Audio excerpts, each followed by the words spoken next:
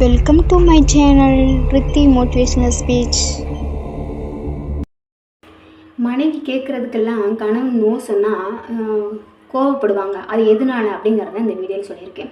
ஒவ்வொரு மனைவிக்குமே நிறைய ஆசைகள் இருக்கும், கனவுகள் இருக்கும், உணர்வுகள் இருக்கும். சரியா? தன்னோட கணவன் தான்கிட்ட அன்பாக இருக்கணும், பாசமாக இருக்கணும், நம்ம கேட்குறதெல்லாம் செஞ்சு கொடுக்கணும். முடியாதது, அதாவது முடியலைன்னா அவங்க அனுசரித்து போயிடுவாங்க. சரிங்களா? ஆனால் அது சொல்கிற விதம் நிறையா இருக்குல்ல. அதாவது அவங்க கேட்குறாங்க அப்படின்னா டக்குன்னு கோவப்படுறதுக்கு நீங்கள் பொறுமையாக சொன்னாவே புரிஞ்சுக்குவாங்க.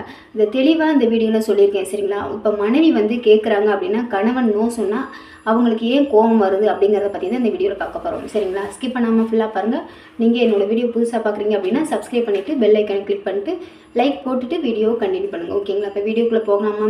மனைவி எதையாவது ஆசைப்பட்டு கேட்கும்போது கணவன் டக்குன்னு நோன்னு சொல்கிறாங்கன்னு வச்சுக்கோங்க. அது அவங்களுக்கு பெரும் மறுப்பாக தெரியாது. சரிங்களா? அதாவது அவங்க எதாவது ஒன்று ஆசைப்பட்டு எனக்கு இது வேணும், இதை வாங்கி கொடுங்க அப்படின்னு சொல்லி கேட்குறாங்க, இல்லாட்டி இதை செய்யுங்கன்னு சொல்லி கேட்குறாங்க. ஆனால் அதை யோசிக்காமல் அவங்க கஷ்டப்படுவாங்க அப்படிங்கிறத புரிஞ்சிக்காமல் டக்குன்னு முடியாது, என்னால் முடியாது, என்னால் வாங்கி கொடுக்க முடியாதுங்கிற வார்த்தையை டக்குன்னு சொல்கிறாங்க. அப்படின்னா அவங்களுக்கு அது எப்படி தரும்னா வெறும் மறுப்பாக தெரியாது. சரிங்களா? அவங்களோட உணர்ச்சிகளை மதிக்கலைங்கிற வருத்தமாக தான் மாறும். சரிங்களா? அதை புரிஞ்சுக்கணும். நீங்கள் வாங்கி கொடுக்குறீங்களோ இல்லையோ அதை பொறுமையாக சொல்லுங்கள். சரிங்களா? டக்குன்னு என்னால் முடியாது அப்படின்னு சொல்லும்போது அவங்கள நீங்கள் மதிக்கலை அப்படிங்கிற ஒரு வருத்தம் தான் அவங்களுக்குள்ளே ஏற்படும். சரிங்களா? பெண்கள் ஒரு விஷயத்தை கேட்குறதுக்கு முன்னாடி நிறைய கனவுகள் வச்சுருப்பாங்க, நிறைய ஆசைகள் இருக்கும் பெண்களுக்கு. தன்னோட ஹஸ்பண்ட் நமக்காக எதை வேணாலும் செய்வாங்க, என்ன வேணாலும் செய்வாங்க அப்படின்ட்டு ஏதாவது ஒரு விஷயத்த ஆசைப்பட்டு உங்கள்கிட்ட கேட்குறாங்க அப்படின்னா பெண்கள் என்னென்னா நீங்கள் காரணமாக, அதாவது நீங்கள் மறுக்கிறதுக்கு என்ன காரணம் அப்படிங்கிறத அவங்களுக்கு பொறுமையாக சொன்னாமே புரிஞ்சுக்குவாங்க. நீங்கள் காரணமே சொல்லாமல் மறுக்கும்போது அவங்க புறக்கணிக்கப்பட்டதாக உணர்வாங்க. சரிங்களா?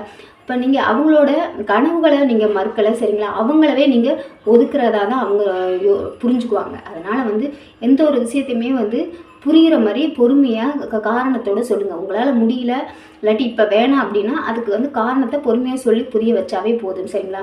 அந்த பொருளை விட நீங்கள் அவங்களுக்கு கொடுக்குற முக்கியத்துவம் தான் அவங்களுக்கு பெருசாக தெரியும். சரிங்களா? அந்த பொருளை நீங்கள் வாங்கி கொடுக்குறீங்களோ இல்லையோ, ஆனால் அவங்களுக்கு கொடுக்குற அந்த முக்கியத்துவம்.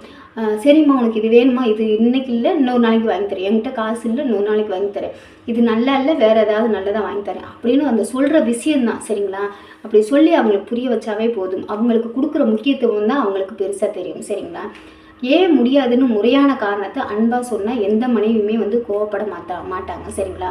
அதனால் ஏதாவது ஒரு விஷயத்தை ஆசைப்பட்டு அன்போட ரொம்ப விரும்பி கேட்குறாங்க அப்படின்னா அந்த இடத்துல உங்களால் முடியும் அப்படின்னா வாங்கி கொடுங்க.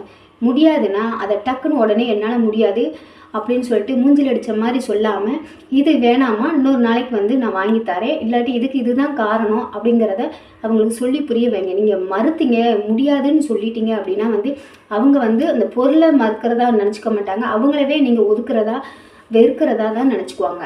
அந்த பிரச்சனை உருவாக தேவையில்லை. சரிங்களா? நீங்கள் எதையாக இருந்தாலும் எதுவாக இருந்தாலும் சொல்லி பொறுமையாக சொல்லி புரிய வைங்க. அதுதான் அவங்க எதிர்பார்க்குறது. அதுதான் அவங்கக்கிட்ட அன்பாக இருக்கணும் அப்படிங்கிறது தான். உண்மையாக இருங்க, பொறுமையாக இருங்க, புரிய வைங்க. சரிங்களா? உங்களை புரிஞ்சுக்குவாங்க. ஓகேங்களா? உங்கள் வீட்டில் இந்த மாதிரி நடந்துருக்கா? அதாவது நீங்கள் ஏதாவது ஆசைப்பட்டு கேட்டு உங்கள் கணவன்கிட்ட அவங்க ஏதாவது ஒன்று டக்குன்னு எதையுமே யோசிக்காமல் நோன்னு சொல்லியிருக்காங்களா? இல்லாட்டி உங்கள் மனைவி கிட்ட நீங்கள் இது மாதிரி நோன்னு சொல்லி நீங்கள் அவாய்ட் பண்ணியிருக்கீங்களா அப்படிங்கிறத கமெண்ட்டில் சொல்லுங்கள். ஓகேங்களா? ஓகே, பாய்ங்க. அடுத்த வீடியோவில்